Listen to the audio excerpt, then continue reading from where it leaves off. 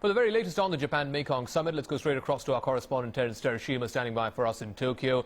I'm just trying to understand the purpose and the agenda of this summit. This is the fourth edition of this summit. Japan has been hosting this for the last 4 years, since 2009.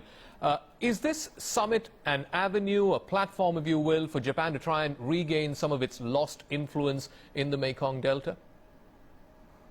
Yes, quite true. The key word that is set by the Japanese government here for this summit is sustainable development in Mekong River, and primarily Japan is looking for quite a lot of investments in the region, and one of it is the Cooperation for Mutual Development there in the region, assisting infrastructure development in the Mekong region, improving transportation means across the borders of the 5 countries, which many of the Japanese companies are interested in that investment.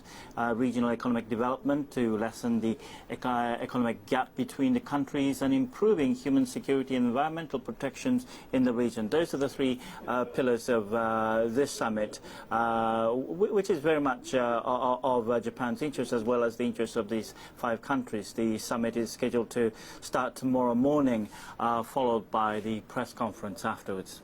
Terry, there used to be a time when Japan was the largest trading partner for these Mekong Delta countries, but increasingly that has changed. For example, in 2010, China is trading more with the Mekong Delta, about $90 billion of trade between China and these Mekong countries. Japan had about $70 billion of trade.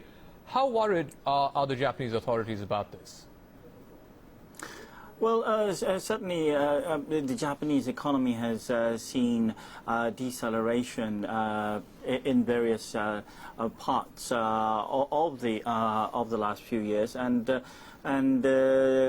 with the current situation in the Europe, Japan is looking to increase more investments and more economic prospects in the region, and which is now fairly dominated by China, and Japan is looking into get the cut of the pie, shall I say, in that region in order to compete with China. So then that is very much Japan's interest to increase its investment in that region. All right, Terry, just stay with us. We're going to come back to you for further developments on this story, as well as a related bilateral state visit that's going to be undertaken by the Myanmarese president.